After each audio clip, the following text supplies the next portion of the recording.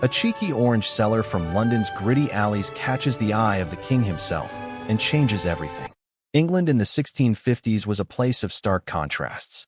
The grim years of the Puritan rule under Oliver Cromwell had just ended with his death in 1658, and the country was weary of strict morals, closed theaters, and joyless days. People craved laughter, music, and celebration. Then, in 1660, everything shifted. King Charles II returned from exile in France, bringing with him a wave of excitement known as the Restoration. London burst back to life. Theaters reopened after nearly 2 decades of being banned. Fashion became bold and colorful. Parties lasted all night. And for the first time ever on the English stage, women were allowed to act in plays. No more boys dressing up as girls. Into this vibrant, chaotic world came a girl named Eleanor Gwyn, better known as Nell. Born on February 2nd, 1650, her exact birthplace is debated. Some say London, others Oxford, or even Hereford. But her early life was anything but glamorous. Her father, possibly a royalist captain named Thomas or James Gwyn, likely died in debt or disappeared early, leaving Nell and her older sister Rose in tough circumstances. Their mother, Helena Smith, ran a brothel in the rough Coal Yard alley near Covent Garden, a bustling but seedy part of London filled with taverns, markets, and questionable dealings. Young Nell grew up in this environment, helping out from a tender age. She served drinks, strong brandy or strong waters, to rowdy customers in her mother's establishment. Some accounts suggest she sold oysters or herrings on the streets, or even gathered cinders to resell as fuel. Life was hard, poverty constant, and opportunities slim for a girl from the lower classes. But Nell was no ordinary child. Even then, she had a spark. Quick-witted, fearless, and full of natural charm. Her infectious laugh and bold personality stood out in a world that often tried to dim such lights. By her early teens, around 1663 or 1664, Nell found a way into the newly reopened theaters. The Theatre Royal in Bridges Street, later Drury Lane, was one of the hottest spots in town, licensed by the king himself for his company of actors, the King's Company. A woman named Mary Meggs, nicknamed Orange Moll, had the exclusive right to sell oranges, sweets, and fruits to the audience during performances. These orange girls weren't just vendors. They flirted with the crowd, passed secret notes between gentlemen and actresses, and added to the lively atmosphere. Dressed in bright, eye-catching outfits, they hawked their wares with catchy cries like, "Oranges! Fine China oranges!" Nell and her sister Rose joined Orange Moll's team. At about 14, Nell was thrusting baskets of oranges into the hands of theatergoers, dodging rowdy gallants in the pit, and bantering with everyone from common folk to nobles. The job paid little, but it put her right in the heart of London's entertainment scene. The theaters were social hubs where the classes mixed, aristocrats in boxes, merchants in galleries, and apprentices causing chaos below. King Charles II himself was a frequent visitor, loving the plays and the company of actors. It didn't take long for Nell's personality to shine through. Her sharp tongue and playful comebacks turned heads. She wasn't shy about trading jokes with the audience or handling hecklers with ease. Soon, the actors noticed her too. The leading man of the King's Company, Charles Hart, a handsome, experienced performer who had acted even during the band years, took her under his wing. Hart became her lover and mentor, teaching her the craft of acting. Another influential figure, Thomas Killigrew, the theater's manager and a longtime loyalist to the king, spotted her potential. By late 1665, at just 15, Nell made her stage debut. Her first known role was in John Dryden's play The Indian Emperor alongside Hart. Though she struggled with serious dramatic parts at first, her strength was always comedy. Audiences loved her energy. The famous diarist Samuel Pepys called her pretty, witty Nell after seeing her perform. She excelled in breeches roles, where women dressed as boys for comic effect, showing off her legs and dancing skills. Plays like Secret Love by Dryden featured her as the spirited Florimel, earning rave reviews. Nell quickly became a star comedienne from 1666 to 1669. She performed almost non-stop, mastering body prologues and epilogues that poked fun at the audience. Writers like Dryden tailored roles to her talents. Offstage, her affairs reflected her rising status. First Hart, whom she jokingly called her Charles I, then briefly the poet and courtier Charles Sackville, Lord Buckhurst, her Charles II, who whisked her away for a lavish but short-lived romance in 1667. The stage gave Nell freedom and fame she could never have imagined in her childhood alleys. She was illiterate, never learning to read or write properly, but her natural intelligence and humor made her a favorite. Crowds packed the theater to see her, and her rags-to-riches vibe captured the spirit of the Restoration: fun, irreverent, and unapologetic. But Nell's biggest break was yet to come. One fateful night in 1668, while she was already a celebrated actress, the king himself couldn't keep his eyes off her during a performance. Their paths were about to cross in a way that would make her one of the most famous women in England. King Charles II noticed her first from his royal box, his dark eyes lingering longer than usual on the spirited actress dancing across the stage. By 1668, Nell Gwyn was at the height of her theatrical fame. Audiences flocked to the King's Theatre to watch her deliver witty lines with perfect timing, her bright eyes sparkling under the candlelight. She had mastered the art of comedy, turning even simple roles into memorable performances. Her prologues and epilogues were legendary, bold, cheeky speeches where she bantered directly with the crowd, mocking fops in the audience or teasing the nobility. Samuel Pepys, the ever-curious diarist, wrote glowingly about her, describing one performance where she played a madcap character so convincingly that the house erupted in laughter. Charles II was no stranger to the theater. He adored it passionately, having spent his exile in France surrounded by lavish plays and beautiful performers. Back in England, he made the Playhouse his second home, attending shows several times a week. He granted patents to two companies, the King's Company, where Nell performed, and the Duke's Company, ensuring a steady flow of new works. The king loved the escapism, the glamour, and especially the actresses. For the first time, women graced the stage openly, their presence adding a thrilling sensuality that the old, all-male troops lacked. Among his many mistresses, the most prominent was Barbara Palmer, Lady Castlemaine, soon to be Duchess of Cleveland. She was a force of nature, stunningly beautiful, with cascading curls and a commanding presence. Barbara had captivated Charles even before his restoration, bearing him children and wielding immense influence at court. She lived lavishly, demanding jewels, titles, and power. Other women came and went, like the French beauty Louise de Keroualle, who would later join the fray, but Barbara ruled supreme in the early years. Yet Charles's appetites were insatiable. He was charming, witty, and utterly unfaithful, earning his nickname the Merry Monarch, not just for his love of parties, but for his endless pursuits. Courtiers whispered about his dozen or more acknowledged illegitimate children, none legitimate since his queen, Catherine of Braganza, remained childless. Nell's path to the king's bed began innocently enough, or as innocently as things went in that era.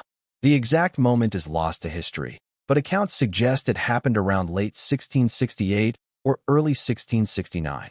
One popular story claims that during a performance of All Mistaken or another comedy, Nell spotted the king watching her intently. Afterward, perhaps through mutual friends or a direct invitation, she was summoned to a supper party. Charles, ever the flirt, was drawn to her unpretentious humor. Unlike the scheming aristocrats at court, Nell was genuine, funny, and refreshingly low-born. She didn't put on airs. She roasted him playfully, calling him Charles III in jest, following her previous lovers Hart and Buckhurst.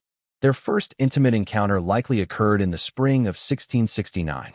Nell, now about 19, was no naive girl. She had navigated the theater world's romances with ease.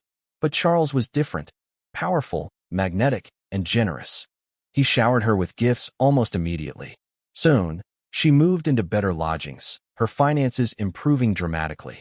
By 1670, their affair was public knowledge, though Nell continued acting for a time. What set Nell apart from the other mistresses was her personality. Barbara was tempestuous and demanding, often clashing with the king in explosive arguments. Louise, when she arrived later, was refined and calculating, a spy for French interests. But Nell? She was pure fun. She never asked for political favors or titles for herself. Her wit was her weapon. One famous anecdote tells of her leaning out her window in Pall Mall, calling to the crowd below, "I am the Protestant whore," a jab at the Catholic Louise during anti-Papist riots, endearing her to the common people.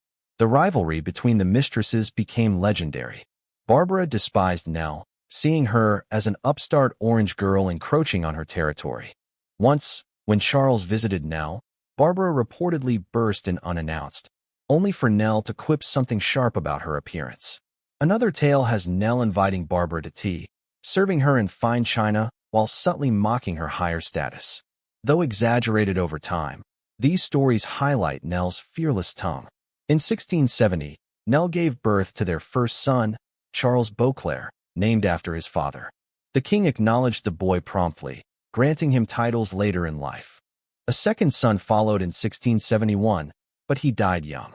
Nell retired from the stage around this time, though she occasionally returned for special performances. The king settled her in a handsome house at Pall Mall, with views over St James's Park, and provided a generous pension. Life as a royal favorite suited Nell. She threw extravagant parties, collected art, and kept a circle of witty friends from the theater world. Aphra Behn, the groundbreaking female playwright, was among her acquaintances. Nell's illiteracy didn't hinder her. She dictated letters full of charm and misspelled words that became endearing trademarks. Charles doted on her in his way. He visited often, escaping the stuffy court for her lively company. They shared private jokes, strolled in the park, and enjoyed simple pleasures amid the grandeur. Yet the affair wasn't exclusive. Charles continued with others, and Nell reportedly had flings too, though nothing serious threatened her position. As the 1670s progressed, Nell solidified her place as the people's favorite. Londoners adored her rags-to-riches story, her loyalty to the king without the greed of others. Ballads and poems celebrated Pretty Witty Nell. Even the queen tolerated her more than the others, perhaps because Nell showed respect and never schemed against her. But royal favor came with perils. Debts mounted from lavish living, politics swirled dangerously, and health issues loomed. By the late 1670s, whispers of change stirred at court, and Nell's golden era faced new challenges. By the late 1670s, Nell's glittering life showed its cracks. Lavish spending left her deep in debt. The king's gifts were generous but often delayed, and royal finances were tight. Creditors knocked constantly, forcing her to borrow more. Politics turned dangerous with the Popish Plot in 1678. Hysteria gripped London over supposed Catholic conspiracies. Louise de Keroualle, the French Catholic mistress, faced mobs and hatred. When a crowd gathered outside Nell's house by mistake, she leaned out and shouted, "Good people, be civil. I am the Protestant whore." The quick wit turned anger to cheers and made her even more beloved by ordinary folk. Family brought light in dark times. Her son Charles Beauclerc, born in 1670, was the king's pride. In 1676, the boy became Earl of Burford, securing his future. Nell's younger son James died young, leaving her devastated, so she cherished her eldest even more. Nell's bond with the king grew stronger. She never asked for political favors, staying refreshingly honest amid court schemes. Charles trusted her completely, escaping to her home for laughter and peace. Her rivals faded. Barbara Palmer lost influence and left for France, while Louise clung on through connections. Socially, Nell shone. She hosted lively parties for actors and writers, commissioned beautiful portraits, and bought properties in Chelsea and Windsor. Health scares hit the king in 1679, but he recovered, with Nell nursing him devotedly. As the 1680s began, new faces like Hortense Mancini caught Charles's eye, but Nell accepted it calmly. She remained the people's favorite, witty, kind, and true to her roots. Yet whispers of illness returned to court, and darker days loomed ahead. February 1685 brought a sudden crisis. On the 2nd, Charles suffered a severe apoplectic fit at Whitehall Palace after a late-night card game. Doctors rushed in, applying brutal treatments, bleeding, blistering, purgatives, that likely worsened his condition. For days, he lingered in agony, his body convulsing from uremic poisoning, possibly from kidney failure. Nell was beside herself with worry. Though not always at court, she hurried to his side as much as allowed. Protocol restricted access, favoring family and high nobles, but Charles asked for her. In lucid moments, he whispered affection, ensuring her future. He instructed his brother James to let not poor Nellie starve, securing her pensions and debts. The deathbed scene was chaotic yet poignant. Courtiers crowded the chamber. Mistresses like Louise wept dramatically. Barbara returned briefly from exile. Priests administered last rites, secretly Catholic, as Charles converted on his final night, guided by a hidden Jesuit. He apologized to those around him for taking an unconscionable time dying, cracking a weak joke even then. On February 6th, after 5 days of suffering, Charles II passed away at age 54. The nation mourned the merry monarch who had restored joy after Puritan gloom. Bells tolled across London, taverns closed in respect. Nell grieved deeply. Their bond, spanning over 15 years, was genuine love amid the casual affairs. She retreated to her Pall Mall home, overwhelmed. Creditors circled immediately, demanding payment now that royal protection vanished. Debts totaled thousands, vast sums for the era. James II, the new king, honored his brother's wish partially. He paid some of Nell's allowances, but not all debts. She sold silver and jewels to survive, moving to a smaller house. Her son, now Duke of St Albans after Charles posthumously elevated him in 1684, provided some security. The boy, 14 at the king's death, inherited titles and lands, marrying well later and founding a noble line that endures today. Nell's health declined rapidly after the loss. Grief, combined with years of rich living and possible syphilis treatment side effects, mercury was common then, took toll. She suffered strokes, paralyzing one side. In her final months, confined to bed, Nell remained spirited. Friends visited. She dictated witty letters. She forgave debts owed to her and arranged charity for the poor, reflecting her humble roots. On November 14, 1687, at age 37, Nell Gwyn died peacefully. Her funeral at St. Martin-in-the-Fields was modest but attended by many. She was buried in the church, with a plaque later added. Her sons thrived.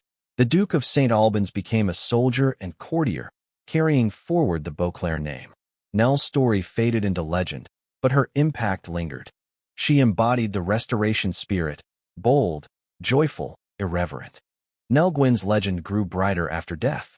Ballads and plays celebrated her as the ultimate rags-to-riches heroine, an orange girl who won a king's heart with humor alone. Unlike scheming rivals, her memory stayed pure, untainted by politics. In the 18th and 19th centuries, biographies romanticized her. Painters depicted her endlessly, playful, seductive, eternally young. Theaters revived stories of her life. Actresses aspired to her comic roles. Her descendants flourished. Through the Dukes of St. Albans, her bloodline connects to modern nobility, including ties to the royal family via Diana, Princess of Wales. Sites linked to her became landmarks. Her Pall Mall house, though rebuilt, bore plaques. Chelsea and Windsor properties echoed her escapes. Drury Lane Theatre honors her as a pioneering actress. Culturally, Nell symbolizes restoration excess and female agency. She navigated a man's world with wit, never apologizing for ambition or pleasure. In an age when women had few paths, she chose the stage, then the king, on her terms. Today, her tale inspires books, films, and tours. She reminds us that charm and courage can defy class barriers, if only for a glittering moment.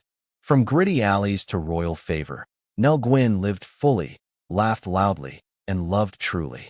Her spirit endures in London's vibrant history.